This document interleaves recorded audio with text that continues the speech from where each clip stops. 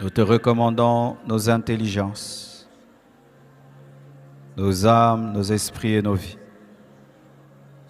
Nous implorons, Père éternel, ta connaissance afin de nous approfondir, Seigneur, dans la sainte doctrine. Je demande que tu bénisses tout homme et toute femme qui s'est approché de toi ce soir. Je prie que ta bénédiction vienne sur chacun de nous. Et je prie, Père éternel, que tes paroles de vie, de foi et de sagesse nous soient communiquées. Accorde-moi l'onction pour enseigner ces choses avec exactitude afin de perfectionner ton Église. Sois loué, sois adoré, sois magnifié pour l'éternité.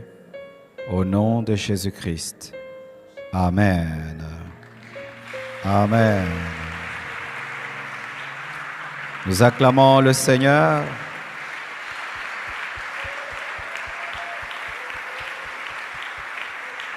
Amen. Recevez nos salutations fraternelles ce soir au nom de Jésus et soyez les bienvenus à ce premier culte normal depuis le déménagement. Amen. Tous les cultes de la semaine qu'on a eus depuis qu'on a déménagé, c'était dans le cadre d'un jeûne. Mais là, c'est nos cultes normaux et nous devons prendre l'habitude d'y venir parce que l'Église grandit par une vie normale. Amen. Aujourd'hui, je vais continuer les enseignements sur l'eschatologie, sur le retour de Jésus. Et je vais parler des détails, des précisions. Vous savez, pendant qu'on enseignait, je me donne une heure, je chronomètre.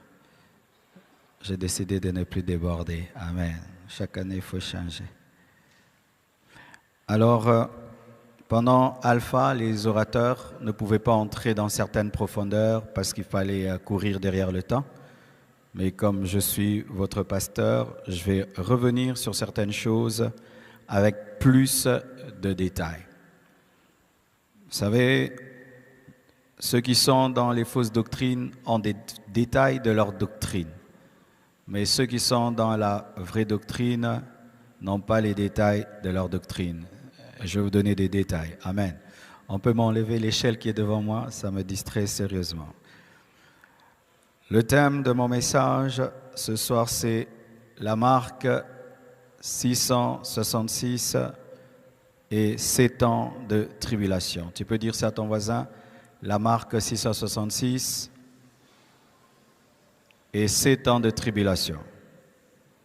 Ton voisin de gauche, ton voisin de droite, ton voisin de devant, celui de derrière. Nous acclamons le Seigneur.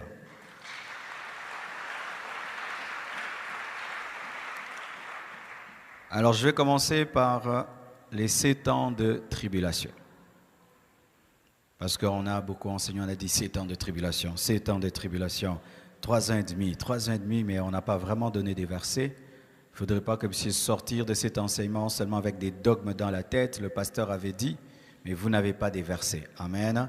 Donc aujourd'hui, je vais aller calmement vous donner les versets pour chaque chose qui a été dite jusqu'à la marque de la bête, clairement, simplement, comme c'est des fausses doctrines enseignent. Amen.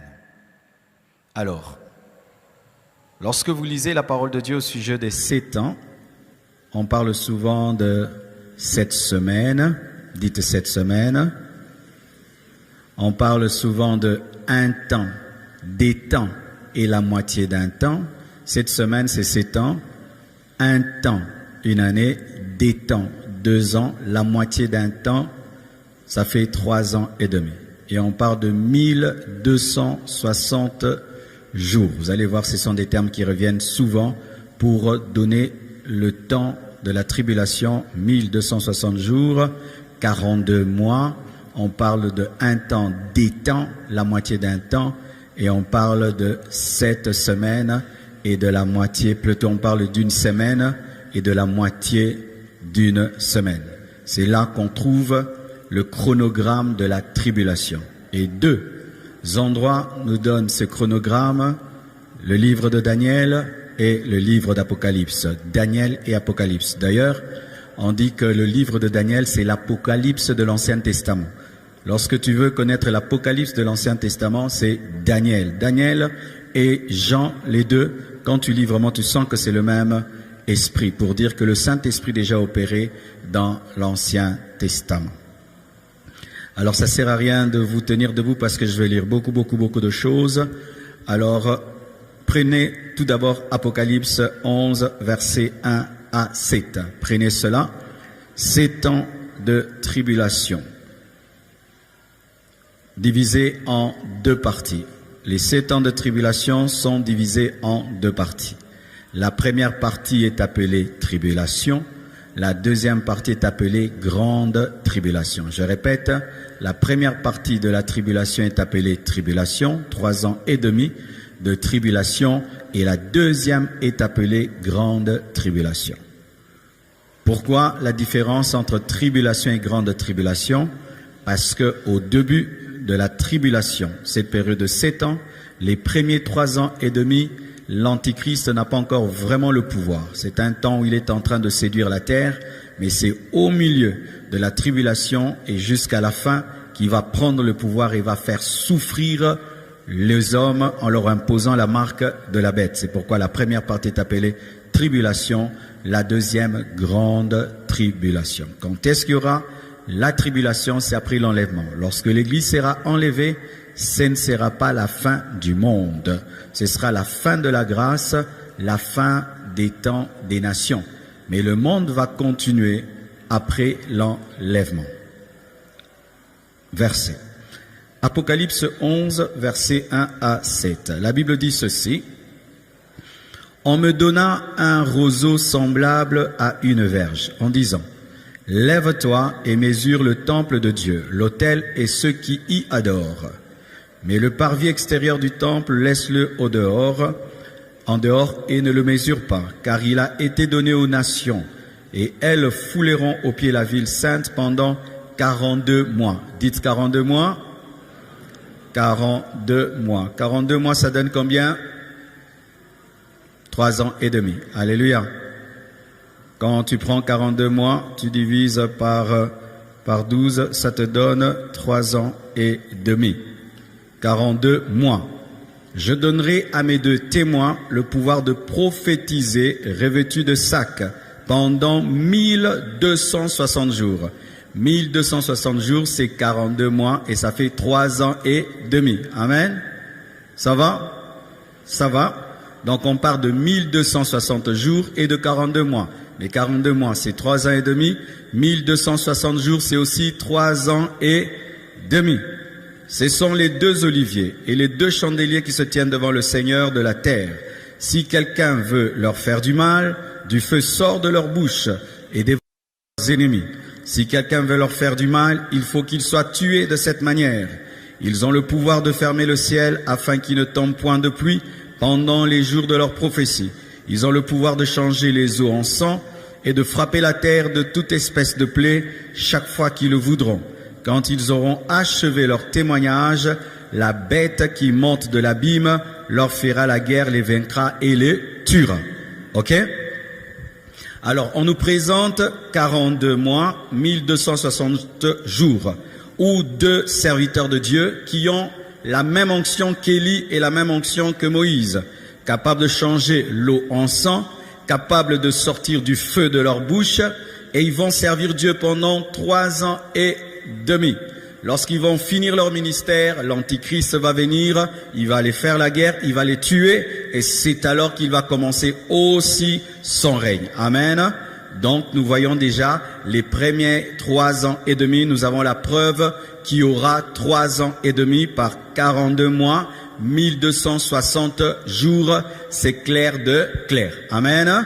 Donc quand quelqu'un te dit, prouve-moi que ça va faire 7 ans, déjà tu peux présenter les 3 ans et demi du ministère des 2 témoins. Certains disent que ce sera Élie et Moïse qui vont revenir.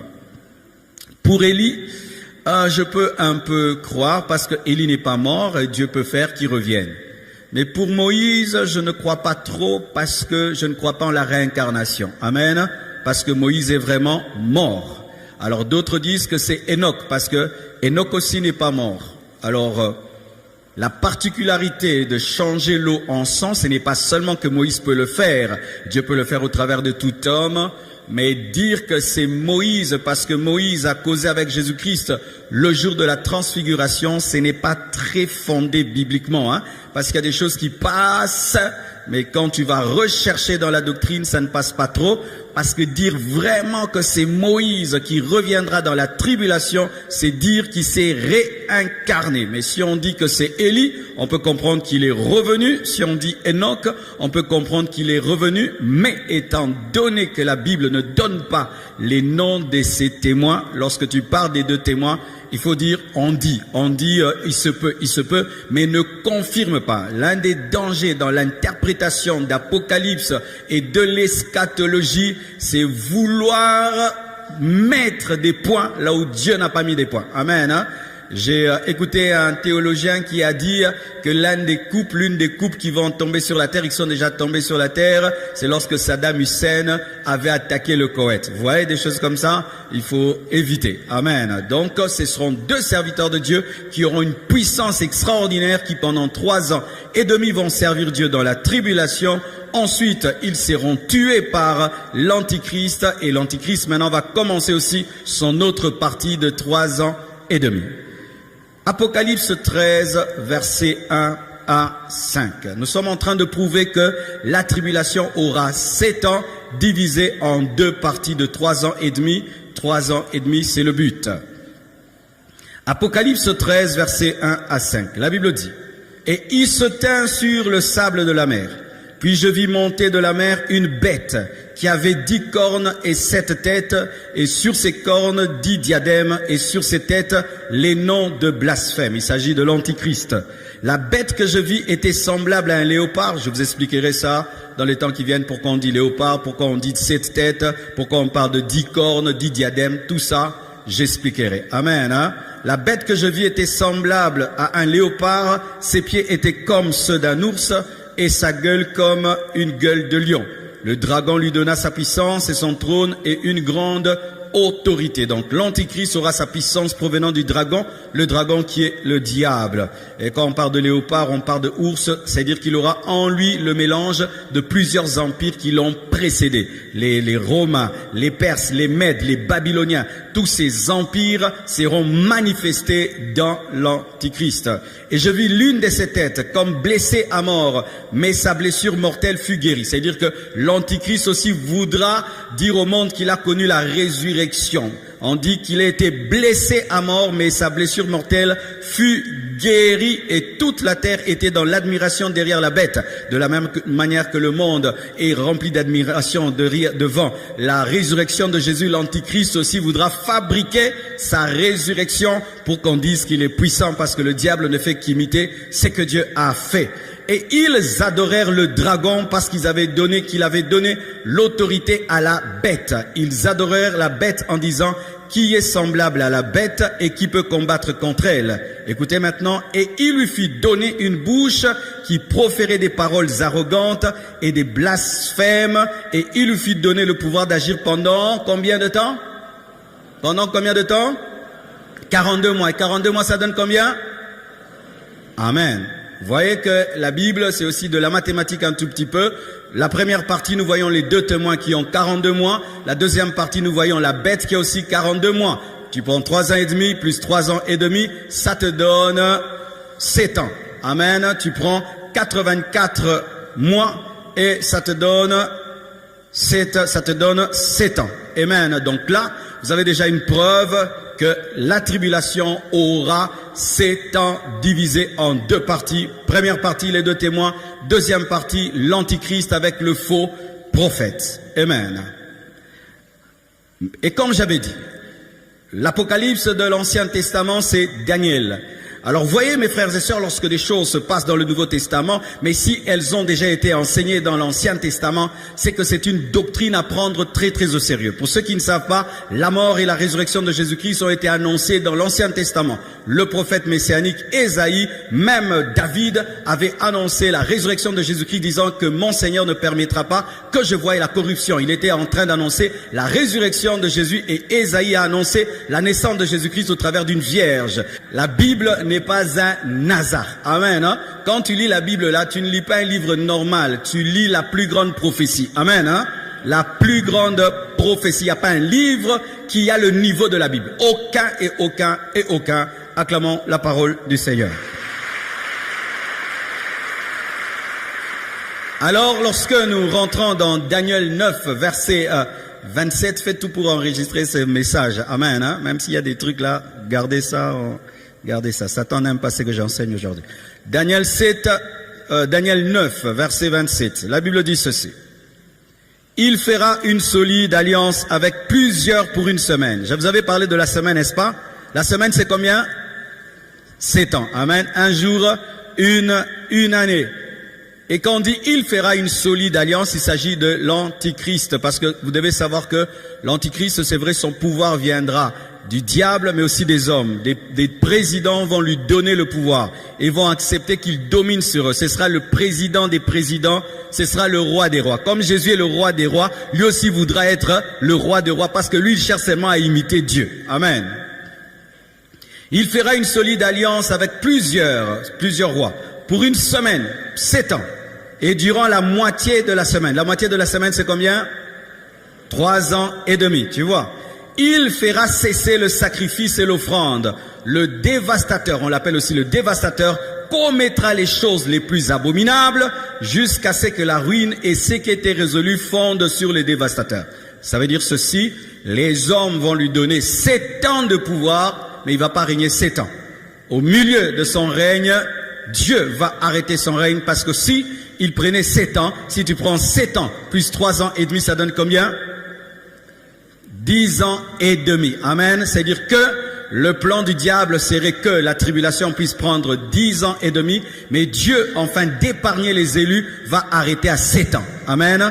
Parce que l'Antichrist, après avoir pris le pouvoir, voudra régner 7 ans, mais Dieu va arrêter à 3 ans et demi. Amen. Son projet, ce sera 7 ans, mais Dieu va arrêter les 7 ans à 3 ans et demi. Pourquoi? Pour les martyrs de la tribulation, afin qu'ils ne puissent pas les persécuter à l'excès. Amen. Alors mes frères et sœurs, si nous lisons également Daniel 7, versets 25 à 26, la Bible dit toujours au sujet de l'Antichrist, il prononcera des paroles contre le Très-Haut. Il opprimera les saints du Très-Haut. Il s'agit des Juifs et des chrétiens qui vont refuser de prendre la marque et il espérera changer les temps et la loi. Et les saints seront livrés entre ses mains pendant un temps. Un temps, ça fait quoi? Une année. Des temps, ça fait 2 ans.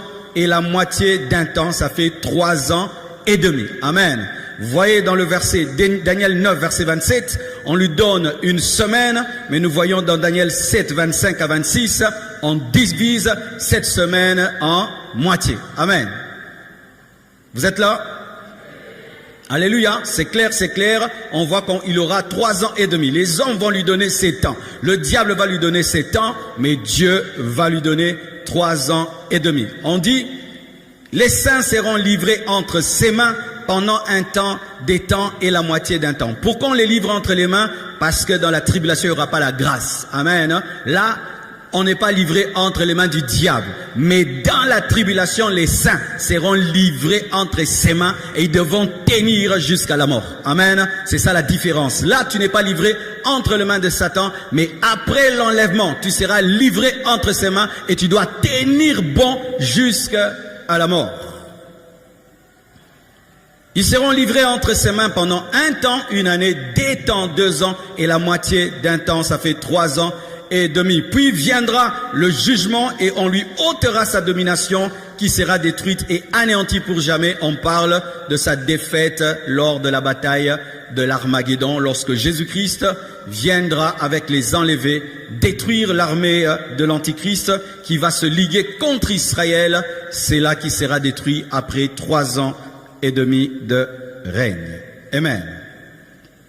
Prenons également Daniel 12, versets 4 à 7. Lorsque vous voyez dans la Bible quelque chose se répéter, 42 mois, un temps, des temps, la moitié d'un temps, 7 semaines, 1260 jours, sachez que ça arrivera, ça arrivera. Donc quand nous prêchons là, 7 ans de tribulation, 7 ans de tribulation, nous n'inventons rien, c'est écrit clairement dans la Bible. Daniel 12, verset 4, la Bible dit ceci. Toi, Daniel, tiens secrète ces paroles et scelle le livre jusqu'au temps de la fin, notre temps. Plusieurs alors le liront et la connaissance augmentera. C'est ce qui nous arrive déjà.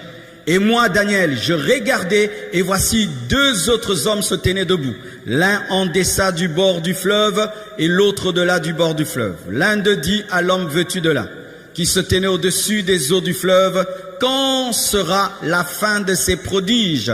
Écoutez, et j'entendis l'homme vêtu de lin qui se tenait au-dessus des eaux du fleuve, il leva vers les cieux sa main droite et sa main gauche, et il jura par celui qui vit éternellement que ce sera dans un temps, des temps et la moitié d'un temps, et que toutes ces choses finiront quand la force du peuple saint sera entièrement brisée. Alléluia! Ça veut dire que Israël, lors de la bataille d'Armageddon, la force des Juifs sera entièrement brisée. Vous devez savoir que l'armée juive est parmi les plus puissantes armées du monde. C'est un petit pays capable de tabasser des grandes nations. Et ils n'ont presque jamais perdu des guerres depuis ça fait un temps. Ils arrivent à dominer les Palestiniens. Ils ont frappé pendant la guerre de 7 jours, c'est ça? De 7 jours l'Égypte et tout le reste. Mais cette fois-ci les Juifs, malgré leur puissance, ils seront réduits à leur dernière force. C'est alors qu'ils vont crier vers Jésus-Christ et Jésus reviendra avec l'Église et détruira l'armée de l'Antichrist. Et on dit clairement après un temps, des temps et la moitié d'un temps, clair de clair, la grande tribulation aura 3 ans et demi et la tribulation aura 3 ans et demi et ça donne 7 semaines, ça donne 1 semaine et ça donne 7 ans. Amen. Apocalypse 12, versets 13 à 14. Écoutez ceci. Apocalypse 12, 13 à 14. Quand le dragon vit qu'il avait été précipité sur la terre, il poursuivit la femme qui avait enfanté l'enfant mâle. Et les 2 ailes du dragon, du grand aigle plutôt, les 2 ailes du grand aigle furent données à la femme afin qu'elle s'envolât au désert vers son lieu où elle est nourrie un temps, des temps, la moitié d'un temps, loin de la face du serpent. Le dragon, c'est le diable, la femme, c'est Israël. Ce passage parle de la persécution des Juifs qui ont engendré Jésus. L'enfant dont on parle, c'est Jésus qui a été engendré par Israël et le diable est en colère contre les Juifs parce que ce sont les Juifs qui ont donné le Messie au monde. Amen. Et l'Israël sera très persécuté pendant la grande tribulation et pendant 3 ans et demi, un temps, des temps, la moitié d'un temps. Toujours clair de clair. Apocalypse 12, versets 1 à 6. Un grand signe parut dans le ciel, une femme enveloppée du soleil, la lune sous ses pieds et une couronne de 12 étoiles sur sa tête, les 12 tribus d'Israël. Il s'agit toujours d'Israël. Elle était enceinte et elle criait, étant en travail et dans les douleurs de l'enfantement. Un autre signe parut encore dans le ciel et voici c'était un grand dragon rouge, le diable ayant 7 têtes et 10 cornes et sur ces 7 têtes 7 diadèmes. Sa queue entraînait les tiers des étoiles du ciel. Les tiers des étoiles du ciel, ce sont les anges. On parle de la précipitation de Lucifer lorsqu'il est tombé. Il est tombé avec le 1/3 des anges. Les étoiles là, ce sont les anges qui sont devenus des démons et les jeter sur la terre. Le dragon se tint devant la femme qui allait enfanter. Il ne s'agit pas de Marie, amen, il s'agit d'Israël, afin de dévorer son enfant lorsqu'elle aurait enfanté. Elle enfanta un fils qui doit paître toutes les nations avec une verge de fer. C'est Jésus, n'est-ce pas? Et son enfant fut enlevé vers Dieu et vers son trône. C'est Jésus, amen. Et la femme s'enfuit dans le désert où elle avait un lieu préparé par Dieu, c'est-à-dire que Dieu prendra soin d'Israël aussi pendant la tribulation, afin qu'elle fût nourrie pendant 1000. 1260 jours, ça donne combien? 3 ans et demi. Amen. Acclamons la Bible. Amen. Donc là, clairement, tu peux prouver à quelqu'un quand tu dis 7 ans, 3 ans et demi, ces versets-là seulement, si tu le donnes à quelqu'un et il veut comprendre, il a l'intelligence spirituelle, c'est clair, de clair que ça va faire 7 ans, clairement. Amen. Qui est d'accord? Acclame Jésus. Alors le verset qu'on donne, que Dieu va abréger ça pour les élus, c'est lequel? Prenez le verset qui dit que pourquoi son règne sera abrégé. Matthieu 24, versets 21 à 22. Vous devez savoir que lorsque vous lisez Matthieu 24 parle de beaucoup de choses au même moment, mais sans faire de transition. Il y a des parties dans lesquelles Matthieu 24 parle de l'enlèvement, d'autres de l'avènement de Jésus-Christ comme lion, d'autres de la tribulation, d'autres de la persécution avant la tribulation. C'est pourquoi tu dois lire calmement Matthieu 24, ça ne parle pas que de l'enlèvement.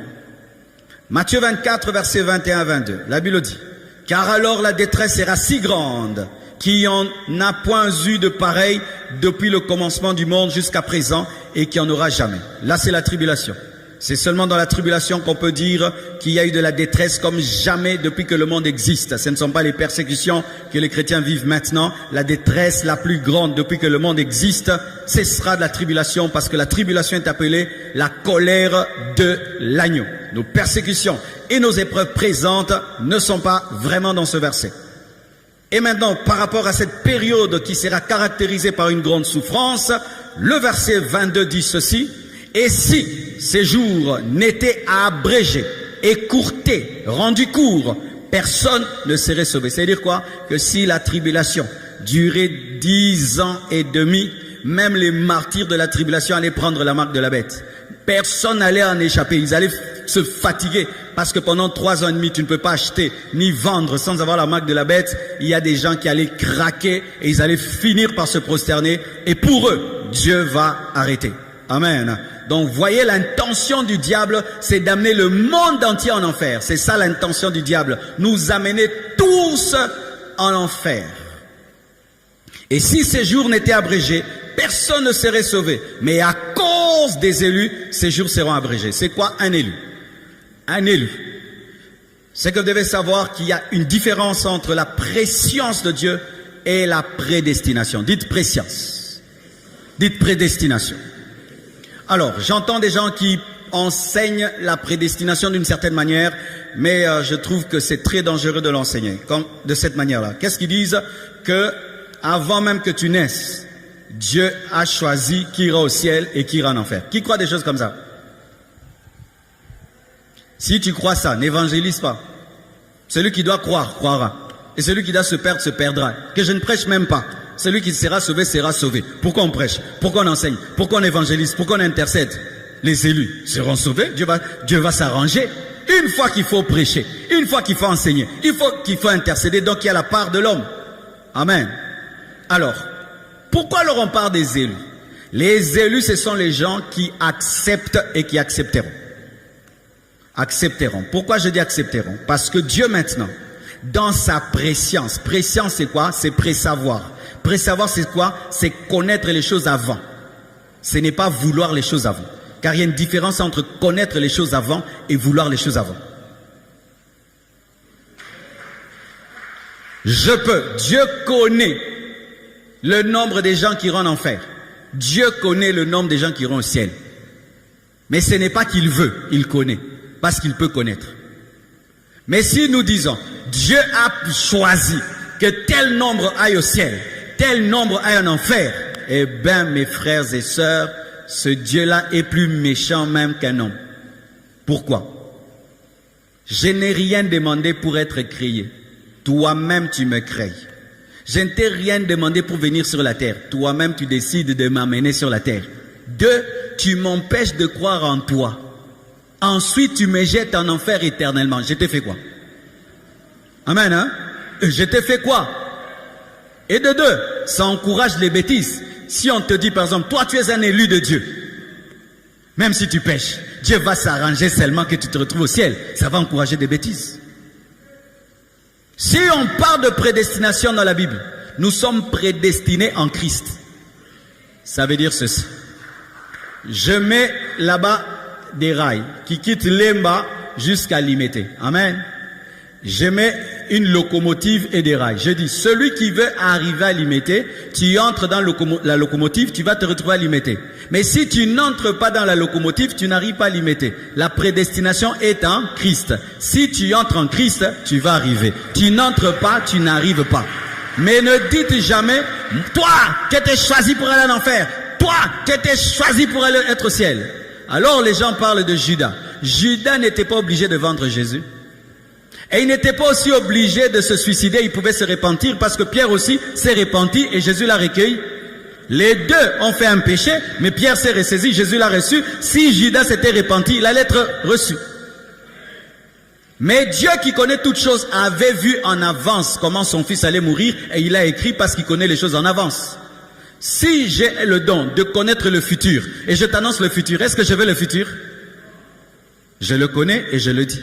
Annoncer une chose n'est pas vouloir la chose, c'est connaître la chose. Parce qu'il y a des gens qui pensent comment Dieu le connaît, mais parce qu'il est Dieu, il connaît tout, il peut connaître sans vouloir. Amen. Donc, ces temps seront abrégés à cause des élus. Donc, il voudra faire souffrir le monde plus que cela, mais Dieu va arrêter son règne à 3 ans et demi au lieu de 7 ans. Parlons maintenant de la marque de la bête. Avant de vous donner les versets, j'aimerais vous dire ce que moi je crois de la marque de la bête. On dit que c'est un chiffre d'homme 666. Amen. 666. Et il y a beaucoup de gens qui calculent les noms des gens 666. Vous savez qu'il y a beaucoup de noms des gens, si tu calcules, tu trouves 666. Vous savez ça? Il y a même, on avait calculé le nom d'un serviteur de Dieu, ça avait 666. D'autres ont calculé le nom de Bill Gates, d'autres ont calculé des noms des gens. Sachez mes frères, que l'Antichrist ne peut pas paraître pendant que l'Église est là. Même s'il est là, il ne peut rien faire parce qu'il faut que nous soyons d'abord enlevés, ensuite lui va se manifester. Pourquoi? Parce qu'il est la putréfaction, la pourriture qui ne peut se manifester qu'après que le sel soit parti. Amen. Alors, la Bible dit elle-même, je vais vous donner le verset, que c'est un chiffre d'homme. Chiffre d'homme, c'est 6. Pourquoi 6? Parce que l'homme a été créé le 6e jour. 6, 6, 6. 6, 6, 6, chiffre de l'homme. Pourquoi on ne dit pas chiffre du diable? Parce que l'homme, c'est l'homme, lui, qui doit être perdu parce que le diable est déjà perdu.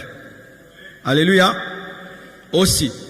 Pourquoi pas 6 seulement, mais 3, 6? Parce que l'homme a 3 parties, corps, âme et esprit. C'est-à-dire perdition dans le corps, perdition dans l'âme, perdition dans l'esprit. C'est-à-dire une perdition totale et une opposition au Père, au Fils et au Saint-Esprit. 6, 6, 6, ça veut dire quoi? Le niveau de perversion le plus élevé que l'homme n'a jamais atteint. C'est ça 666. 666, c'est le paroxysme du mal. Le paroxysme de l'adoration à Satan, le paroxysme de l'apostasie, le paroxysme de la rébellion à Dieu où l'homme devient comme un démon.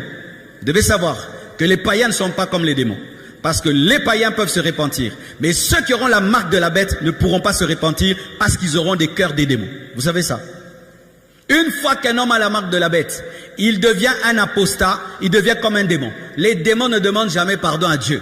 Ils ne se repentent jamais. Et les hommes qui attraperont la marque de la bête auront l'incapacité de se repentir parce qu'ils vont devenir des apostats. C'est pourquoi lorsque vous lisez la Bible et que la Bible dit que ceux qui auront la marque de la bête seront frappés par des ulcères, mais au lieu de se repentir, ils vont maudire Dieu, ils seront comme des démons. La marque de la bête transforme le cœur de l'homme comme un cœur de démon. C'est ça, la marque de la bête. Alors, ce qui fait que aujourd'hui, quand vous voyez quelqu'un, il se tatoue 666, il porte des habits 666, c'est pas la vraie marque de la bête. Parce que quelqu'un peut se tatouer, puis il enlève, et puis Dieu lui pardonne. Quelqu'un peut porter un habit 666, il demande pardon, Dieu lui pardonne. Mais quand tu as la vraie marque de la bête, tu es impardonnable. Alors les marques là qu'on parle là, oh ils ouvrent des portes avec ces derniers temps et tout, ce n'est pas encore ça la vraie marque. Parce que tu peux mettre un implant qui ouvre les portes et puis demain tu dis on enlève. Dieu n'a pas de problème avec ça. Parce que j'entends des gens qui ont même dit que le vaccin contre le corona c'était la marque de la bête. Aujourd'hui maintenant, corona c'est Monique beauté qui m'a bien. Hein, c'est pourquoi les choses de l'Apocalypse, hein, il faut être prudent. Amen. Hein? Il y a des gens qui avaient dit, ah, le vaccin, marque de la bête, c'est eux qui prendront. Moi, j'ai pas été vacciné. Alors, j'ai attendu qu'en Europe, on ne demande plus le vaccin pour voyager. J'ai fait 2 ans, je ne voyageais pas. Alors, quand les gens ont vu que j'ai commencé à voyager, ils ont dit, Parcerlo, tu es perdu, tu as pris la marque de la bête.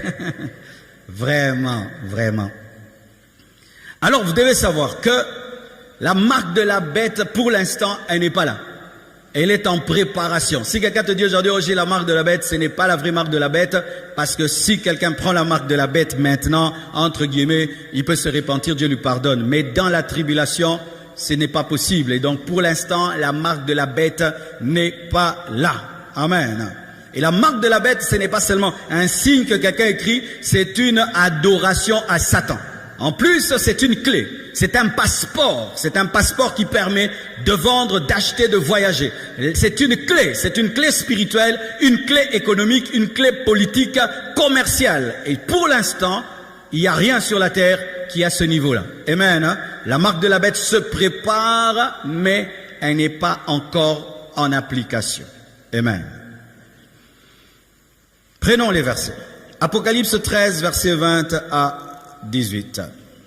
La Bible dit, si quelqu'un mène en captivité, Apocalypse 13, 10, si quelqu'un mène en captivité, il ira en captivité. Si quelqu'un tue par l'épée, il faut qu'il soit tué par l'épée. C'est ici la persévérance et la foi des saints. Puis je vis monter de la terre une autre bête. Il y avait la première, l'Antichrist, mais il y a une deuxième bête. Vous devez savoir que dans l'Apocalypse, il n'y a pas que la bête, la seule bête. Il y a 2 bêtes. Il y a une bête qui est l'Antichrist et il y a une deuxième bête qui avait 2 cornes semblables à celles d'un agneau et qui parlait comme un dragon. Ce sera la combinaison de l'agneau et du dragon parce que ce sera un faux serviteur de Dieu. Il aura l'apparence d'un serviteur de Dieu, mais il aura la puissance satanique. Ce sera un magicien caché derrière la Bible, un magicien caché derrière l'œuvre de Dieu, un magicien caché derrière l'église. Ce sera le chef spirituel de la plus grande église qui va exister lors de la tribulation. Ce sera une bête, mais qui ressemble à un agneau, mais qui parle comme un dragon.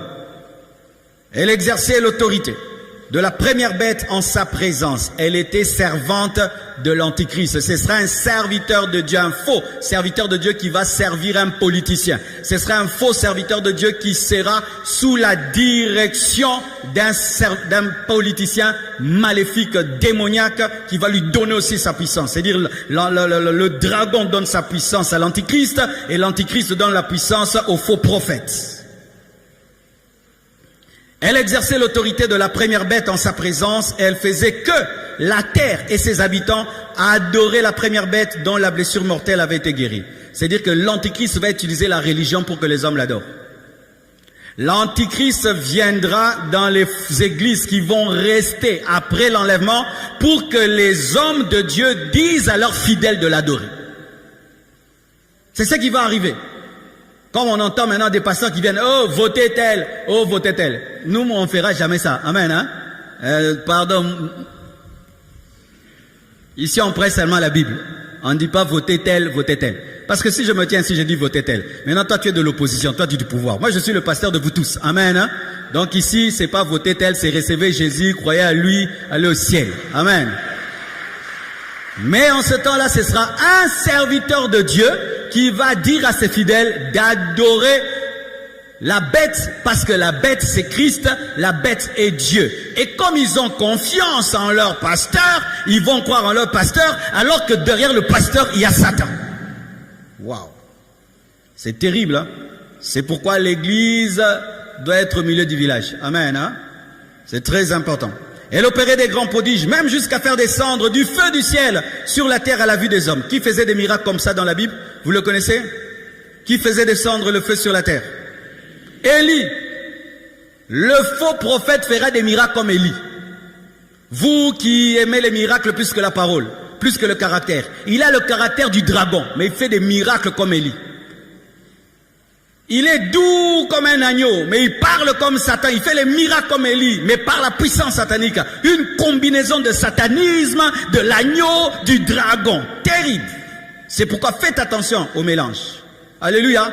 Faites attention au mélange. Quelqu'un, il parle ici, chrétien. Il descend là-bas, païen. Faites très attention.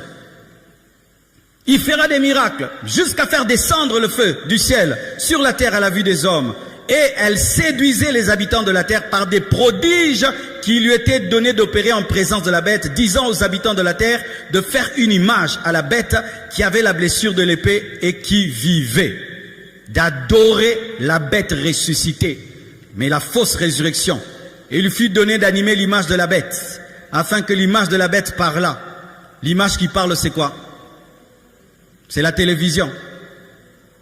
Jean a vu la télévision. Il lui fut donné d'animer l'image de la bête, afin que l'image de la bête parlât.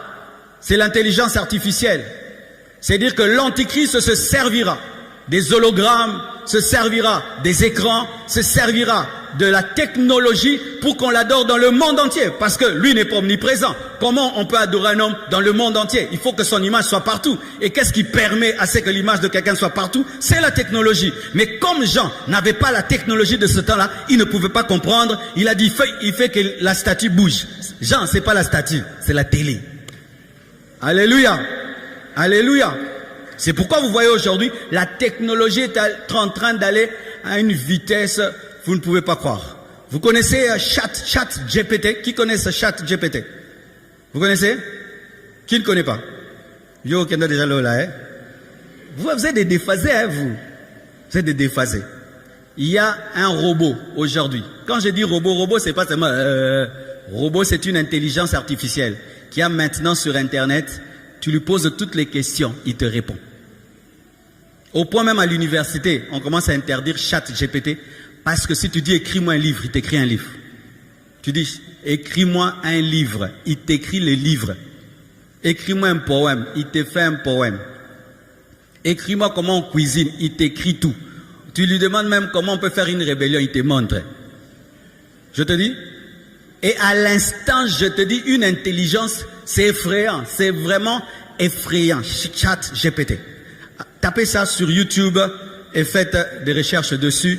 Je vous dis, c'est une des dernières technologies qui vient de sortir, qui fait trembler la Silicon Valley. C'est terrible. Tu sens que ça, ce n'est plus normal. Il a l'intelligence comme toi. Toute question tu poses, à l'instant, il te répond. Il peut même tricher pour toi à l'examen.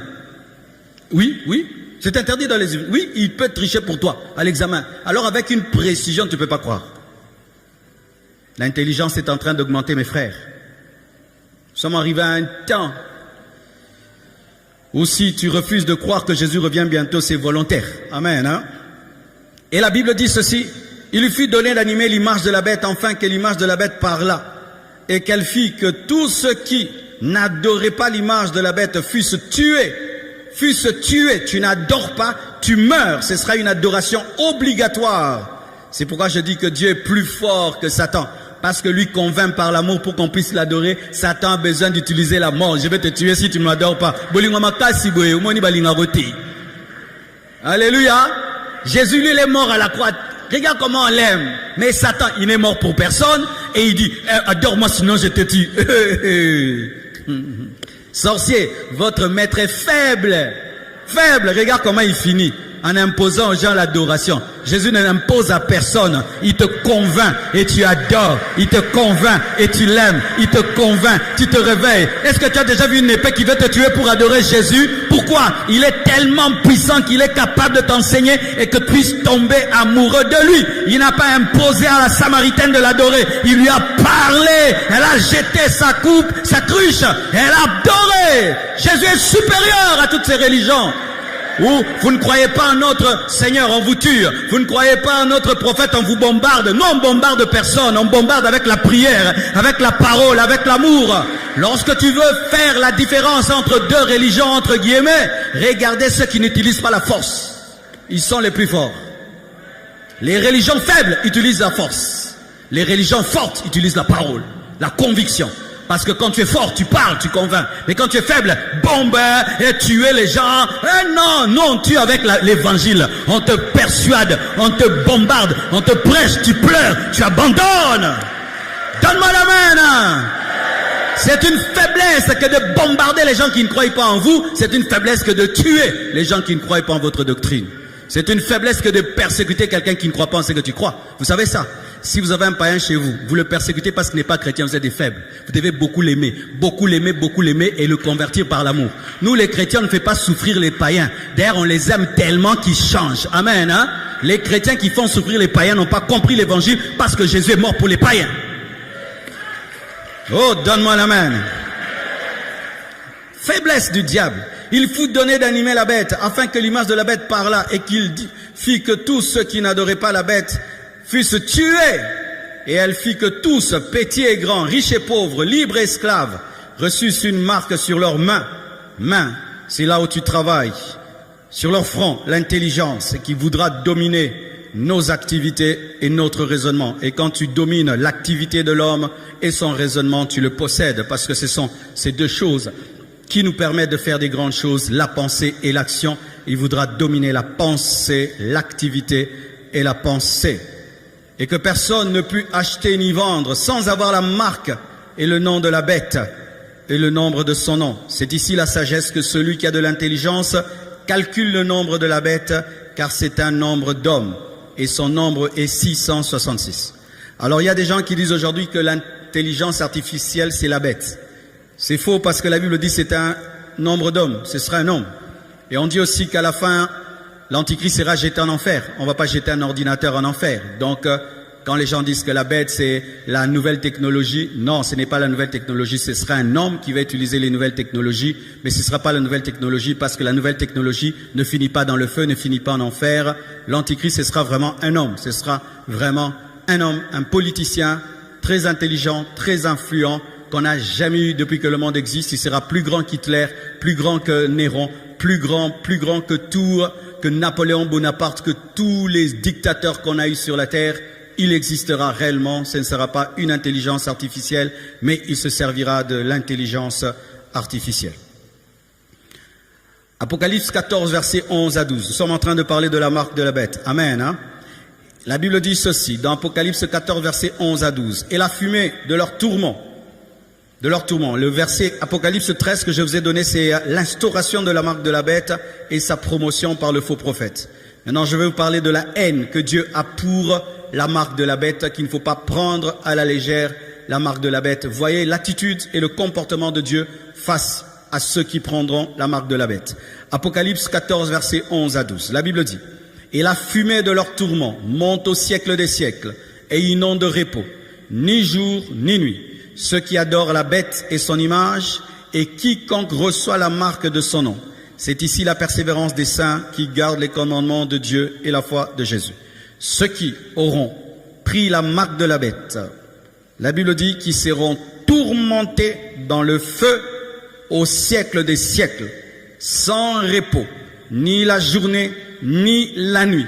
C'est l'enfer. Une fois qu'un homme a pris la marque de la bête, il ne peut pas dire « Dieu, excuse-moi, j'avais un peu faim, j'avais peur, excuse-moi, on enlève. » Une fois que tu prends cela, pour toi, ce sera le feu éternel, les tourments éternels au siècle des siècles, sans répit.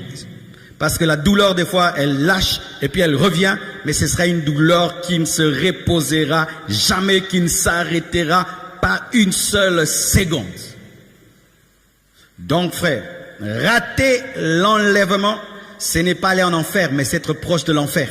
Parce que peu de gens vont résister devant cette tentation de prendre la marque de la bête. Et une fois que tu prends, c'est l'enfer. Ne ratez pas l'enlèvement. Ne ratez pas l'enlèvement. Ne ratez pas l'enlèvement. Ne ratez pas l'enlèvement. Ne ratez pas l'enlèvement. Apocalypse 16, versets 1 à 2. Parce qu'on ne fonde pas la doctrine sur un verset. La Bible dit ceci. Apocalypse 16, 1 à 2. Et j'entendis une voix forte qui venait du temple et qui disait aux 7 anges, allez et versez sur la terre les 7 coupes de la colère de Dieu. Je vous expliquerai cela aussi. Peut-être je vais prêcher que ça toute l'année, hein. Il y a trop de choses à dire. versait les 7 coupes de la colère de Dieu. Le premier, Allah, il versa sur sa coupe sur la terre, la première coupe. Et un ulcère malin et douloureux frappa les hommes qui avaient la marque de la bête et qui adoraient son image. C'est-à-dire que les gens qui auront la marque de la bête seront déjà tourmentés pendant qu'ils sont vivants. Ils auront des ulcères, des bibons, des plaies bizarres et qui font très très mal. Vous vous souvenez des ulcères qu'il y a eu en Égypte? Donc ce seront des plaies, des bibons qui tourmentent. Ils sont pas encore morts, ils sont pas encore en enfer, mais déjà ils ont des ulcères. Et la Bible dit, malgré qu'ils auront ces ulcères-là, au lieu de se repentir, ils vont maudire Dieu. Tu t'imagines, 3 ans et demi, tu as des ulcères qui ne finissent pas. Une plaie qui ne finit jamais. Et aussi quand tu meurs, tu vas encore dans le feu. Hey, faut pas rater. Hein? Alléluia. Faut pas rater. Moi, j'aime même pas une douleur là qui me fait mal ici. Maintenant, il serre. Encore. Apocalypse 16. Verset 19, verset 20 à 21. La Bible dit ceci. Et la bête fut prise, et avec elle le faux prophète, qui avait fait devant elle les prodiges par lesquels ils avaient séduit ceux qui avaient pris la marque de la bête et adoré son image. Ils furent tous les deux jetés vivants dans les temps ardents de feu et de soufre. Et les autres furent tués par l'épée qui sortait de la bouche de celui qui était assis sur le cheval, Jésus, et tous les oiseaux se rassasièrent de leur chair. Trop de choses à dire ici. 1. Malgré toute la force là de l'Antichrist qui va dominer sur la terre, le jour que ces 3 ans et demi de règne vont prendre fin, on va seulement les prendre comme ça, comme un beignet. On va les jeter dans les feux. Dites comme un beignet. Il y a des gens, quand ils font des choses, tu penses vraiment qu'il est fort. Mais quand le temps s'arrête, Dieu le prend seulement comme un beignet dans le feu. Et quand vous lisez la Bible, ce sont les 2 seules personnes de toute l'humanité qui iront en enfer sans mourir. Donc ils ne vont même pas passer par la mort. C'est vivant, feu. C'est écrit. Battant la Bible Malem, mettez-moi ça. La Bible dit ceci. Et la bête fut prise, et avec elle le faux prophète qui avait fait devant elle les prodiges par lesquels ils avaient séduit ceux qui avaient pris la marque de la bête. Et ils furent tous les 2 jetés vivants, n'est-ce pas? Vivants, on ne dit pas morts. Pour révéler le niveau de la colère de Dieu. Donc ils n'auront même pas besoin de passer par la mort. Dieu ne va même pas les tuer, donc c'est les prendre directement dans le feu. Les 2. Et là, il n'y a pas de démons en enfer. Là, il n'y a pas le diable en enfer. Ce seront les premières personnes qui vont inaugurer l'enfer. J'aimerais un peu parler aux satanistes qui sont ici et les sorciers. Parce que les sorciers vont à l'église, parce que Judas est à l'église. Si dans l'église de Jésus-Christ, il y avait 12 personnes, il y avait un Judas. Si tu as 24 personnes, 2 Judas. Si tu as 10 000 personnes, combien de Judas? Alors j'aimerais vous parler à vous, sorciers, féticheurs, magiciens, qui vous déguisez en chrétiens, venez parmi nous, vous cherchez à envoûter les gens, déranger les gens.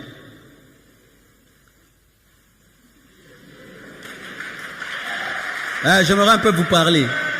Vous parlez de votre maître Satan, qui vous trompe qu'il est fort. Nous, quand on voit le fils de notre Dieu, c'est que son père a fait pour lui. Il y a de quoi devenir son fils. Il n'a pas abandonné dans le tombeau. 3 jours après, il a ressuscité. Aujourd'hui, il est à la droite de Dieu le Père et revient dans la puissance. Mais quand je regarde ce que votre maître Satan va faire à son fils, vraiment, c'est un papa irresponsable. Pendant qu'on va prendre son fils, le jeter dans le feu, il ne va même pas plonger dans le feu. Il ne va rien faire pour lui. Lui-même sera lié pendant 1000 ans. Mais Dieu n'était pas lié pendant que Jésus était mort. C'est pourquoi Jésus est sorti 3 jours du tombeau. Mais pendant que l'Antichrist se fera 1000 ans dans le tombeau, et même il crie, Papa, Nazosika! Satan Nazosika! Parce que le diable fera 1000 ans dans l'abîme et l'Antichrist 1000 ans déjà dans le feu. Maintenant, quand ils vont se retrouver, ce sera comment? Parce qu'après 1000 ans, je vais vous donner les versets là même vendredi, le diable sera délié et il ira attaquer à la guerre de Magog et Magog. On va le prendre, on va le jeter dans le feu. Ils vont se retrouver, papa et l'enfant, en enfer après 1000 ans de séparation. Ils vont s'accueillir au soin. Il va dire, tu vois, donc tout ce que tu m'avais promis, c'était le feu. Un aventurier. Alléluia. Sorcier, vous êtes en train de suivre un maudit qui sera maudit, un échec qui échouera et qui ne fera qu'échouer. Parce que lui, il ne fait qu'échouer. Lui, il ne va que de précipitation en précipitation. Et il vous trompe et il vous dit, si tu m'as donné ton âme, tu ne peux plus la retirer. C'est faux. Si tu as fait un pacte avec le diable et tu lui as donné ton âme, étant donné que ton âme n'est pas à toi, tu ne peux pas donner ce qui n'est pas à toi, donc tu peux retirer. Oh non, j'ai fait le pacte avec le diable. C'est impossible de faire marche arrière. Tu peux faire marche arrière. Tu peux faire marche arrière. Tu peux renoncer à la magie, à la sorcellerie, à l'occultisme. Tu peux renoncer. Parce que ce n'est pas ton âme pour la donner. Alléluia. Mais si tu penses qu'avec lui, tu vivras des grandes choses, va lire dans la Bible la fin de Satan. La fin de Satan, c'est le feu. Et il va t'amener là où il finira. Parce que l'enfer n'a pas été créé pour l'homme. L'enfer a été créé pour le diable, mais pour les hommes qui vont le suivre. Mais si tu ne le suis pas, tu ne finiras pas là-bas. Et il te ment. La nuit, tu conduis des voitures. La journée, tu es piéton. Nous, ce qu'on voit en vision, on le devient. Alléluia. Et même s'il te donne des choses sur la terre, il te donne 1000 choses, il te prend 10 000 choses. Mais la bénédiction de l'Éternel ne se fait suivre d'aucun chagrin. Magicien, répands-toi. Sorcier, répands-toi. Féticheur, répands-toi. Tu es en train de suivre un escroc, un voleur, un destructeur et un meurtrier. Lorsque Dieu nous bénit, ah mais non, mais c'est terrible. Est-ce que Jésus a prêché avec des écrans comme moi? Jésus a prêché sur des chars comme ça. Il n'est même pas jaloux de moi. Mais Satan est jaloux de ses enfants. C'est pourquoi il te donne la santé. Mais demain, il va te prendre les enfants. Demain, il te donne les enfants, il te prend la santé. Il te donne l'argent, il te prend le sommeil. Pourquoi? Parce qu'il bénit avec jalousie, parce qu'il n'est pas béni. Mais Dieu est éternellement béni. C'est pourquoi Jésus a dit que si vous croyez en moi, vous ferez les œuvres que j'ai faites et vous en ferez des plus grandes. Il n'a aucune jalousie. Donne-moi l'amen. Pour ceux qui ne savent pas que, vous savez que Jésus n'avait même pas parlé en langue sur la terre. Eli lama sabatani, ce n'est pas parler en langue. Il avait parlé la langue des hommes. Mais nous, rimbloskeri abashaya, il n'est pas jaloux. Mais ce n'est pas qu'il ne pouvait pas, mais il nous a laissé ça. Vous savez que Jésus n'a jamais dirigé une église locale au vrai sens du terme. C'est Pierre qui a dirigé. Il n'était pas jaloux.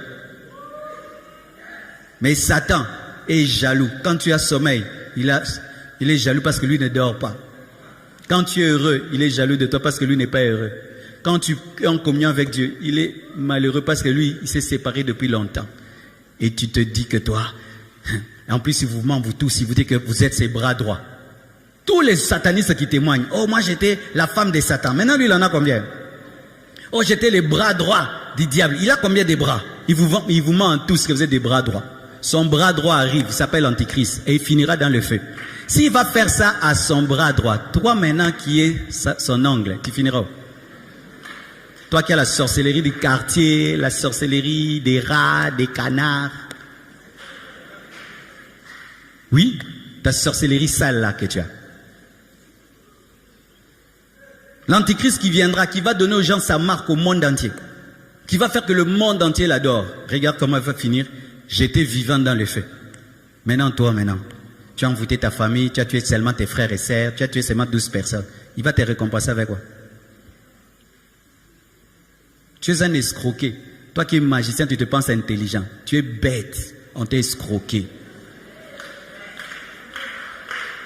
Oui? Et donne-moi la main, je vais te parler. Tu dors dans les cimetières. Vraiment. Tu vois des serpents. Hein? Des choses t'apparaissent.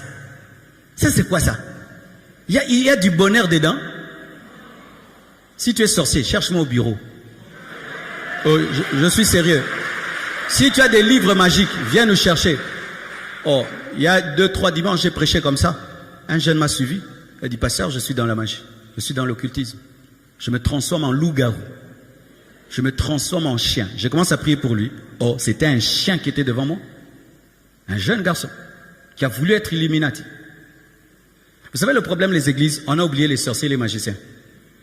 On pense à eux seulement quand on dit nous allons brûler les sorciers, nous allons maintenant détruire les œuvres des sorciers. Ils existent. Il faut aussi qu'ils soient sauvés. L'évangile, ce n'est pas seulement pour les impudiques, même pour les satanistes. Et beaucoup de satanistes, vous êtes dans l'occultisme. Pourquoi? Parce que vous avez peur de la mort. Satan vous dit que si tu me lâches, je te tue. Il n'a pas le droit de te tuer. C'est Dieu qui tient ta vie dans ses mains. Ce n'est pas le diable. Une fois que tu te convertis, toi qui es sataniste, le diable ne te touchera plus parce que tu vas être la propriété privée de Jésus. Il n'a pas touché à Moïse. Moïse a été initié dans les arts magiques de l'Égypte quand il est venu auprès de Dieu. Est-ce qu'on l'a touché? Il était plus fort que les magiciens. Une fois que tu deviens chrétien, tu deviens le plus puissant. Et tu deviens plus puissant que le plus grand magicien. C'est-à-dire que quand tu étais dans la sorcellerie, s'il y avait un magicien qui était au-dessus de toi, une fois que tu te convertis, tu deviens supérieur même au diable. Oh, donne-moi la main. On me raconte l'histoire un jour, des sorciers sont allés attaquer une église. Ils n'arrivaient pas. Alors le diable a fait une réunion. Et puis il a dit, qu'est-ce qui se passe? Il a dit, non, on est allé là-bas, quelque chose arrive. Qu'est-ce qui se passe? Quand on commence à leur attaquer, si seulement ils disent Jésus, quand ils disent seulement Jésus, ils ont ouvert les yeux, sa tête est par terre. Il était comme ça, ne cite jamais ce nom dans cette réunion. Ne cite jamais ce nom dans cette réunion. Alors le sataniste dit, oh, même lui il tombe devant les noms là. C'est comme ça qu'il s'est converti. Un nouveau converti aujourd'hui, il crie Jésus. Le diable tombe lui-même. Si pendant que je parle ça t'énerve, tu as la sorcellerie. Mais oui, la sorcellerie. Comment quand je dis des trucs comme ça, tu es mal à l'aise? Tu as la sorcellerie. Tu es gêné comment?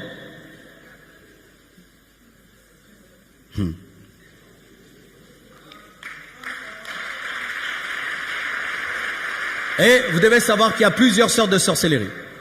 La sorcellerie est citée, la magie et la sorcellerie sont citées comme des œuvres de la chair. Il y a une autre sorcellerie, pour ceux qui ne savent pas, c'est une sorcellerie de manipulation et de jalousie.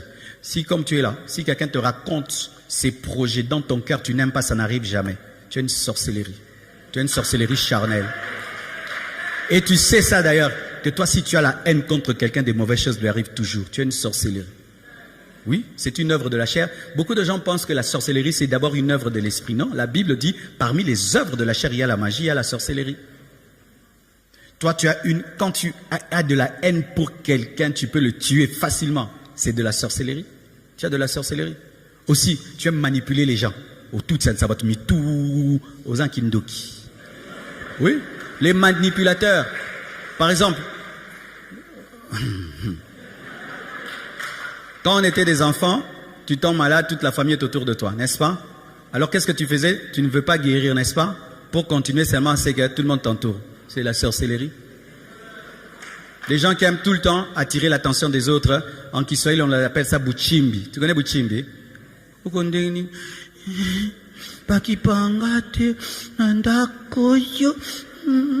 Mais tu bête au bela qu'il fallait boyer babino moko.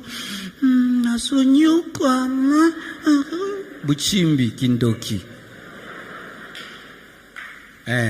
Maintenant, quand tu as la sorcellerie charnelle, maintenant tu as une porte d'entrée pour la sorcellerie spirituelle. C'est comme maintenant on va te donner la vraie sorcellerie. Tu vas utiliser maintenant cette jalousie pour commencer maintenant à tuer les gens maintenant par les démons. Mais déjà toi tu les tues par ton esprit.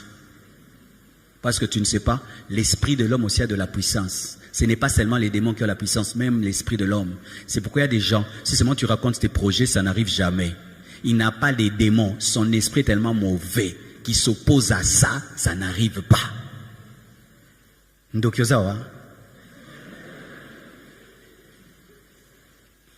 Oui, certaines personnes au dernier jour, Dieu va te dire, tu étais sorcier. Je dis, oui, n'a ça pas que tu as diable été. Qui moté manoisake bandoki.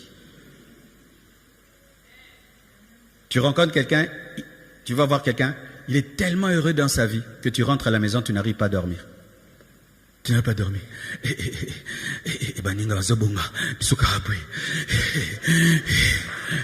Insomnie, pourquoi? Oh bonga trop. Oh bonga. Ndoki.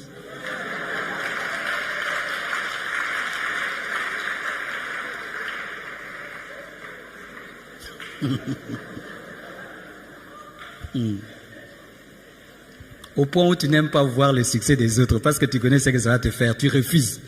Oh, viens mon mariage, je ne veux pas. Pourquoi? je risque de ne pas dormir. Sorcier, tu es sorcier. C'est pourquoi si tu as quelqu'un, chaque fois que tu lui racontes tes choses, ça n'arrive pas, il a une sorcellerie, peut-être pas spirituelle mais charnelle. Ne lui dis plus. Ou ne dis. Ah, ça c'était pas prévu, hein? Ne dis les choses que si tu les as déjà blindées en esprit. Parce que des fois vous dites les choses, vous n'avez pas encore prié pour ça. Vous ne les avez pas encore enfantées spirituellement, mais vous les racontez. C'est pourquoi ça n'arrive pas. Si tu as déjà prié pour ça, tu as déjà enfanté pour ça, même si les gens savent, ça ne fait rien. C'est quand on fait des affiches, les panneaux. Les gens savaient qu'on allait avoir Alpha 30 le dernier jour, n'est-ce pas? Ils ont tout fait pour qu'il pleuve. Il n'y a pas eu la pluie, parce que c'était déjà blindé. Mais quand tu n'as pas encore enfanté spirituellement, n'en parle pas. Amen, hein? Parce qu'il peut même être chrétien, mais il a la sorcellerie charnelle. Il a la sorcellerie du cœur. C'est pourquoi, remarque, si maintenant tu le dis que tu souffres, tu vois, il est heureux. Ah, c'est dans tout est dur. Vraiment, je souffre, rien n'avance. Oh, ah, frère, sorcellerie. Mais si maintenant tu chantes, tout avance. Tu vois, son attitude change. Sorcellerie, œuvre de la chair. Oh, baza mato ya yoka, bayoki. Alléluia. Apocalypse 20, verset 4, pour finir, la Bible dit « Et je vis des trônes, et à ceux qui s'y assirent furent donnés le pouvoir de juger. Et je vis les âmes de ceux qui avaient été décapités à cause du témoignage de Jésus et à cause de la parole de Dieu, et de ceux qui n'avaient pas adoré la bête ni son image, et qui n'avaient pas reçu la marque sur leur front et sur leurs mains.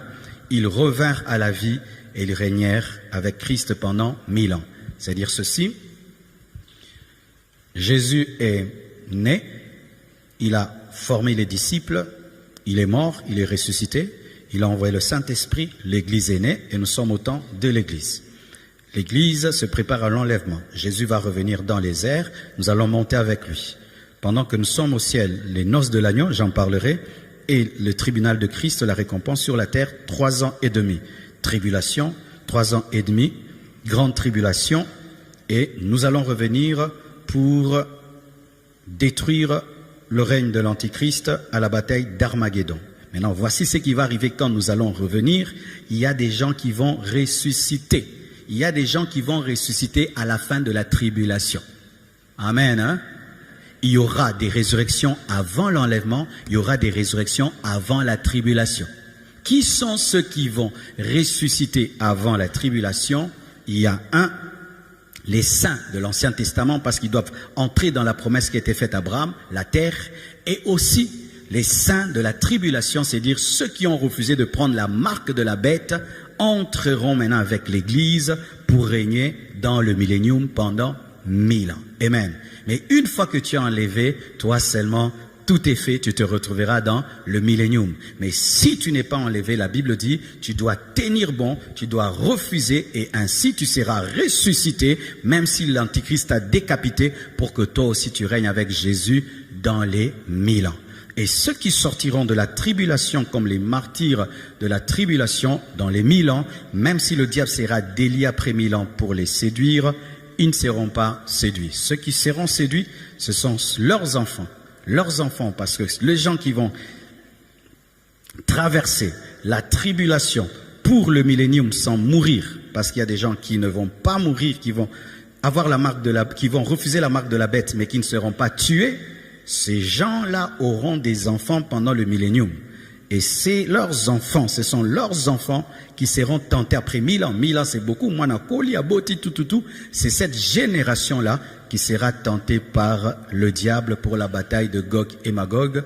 Je vous donnerai les versets de tout cela.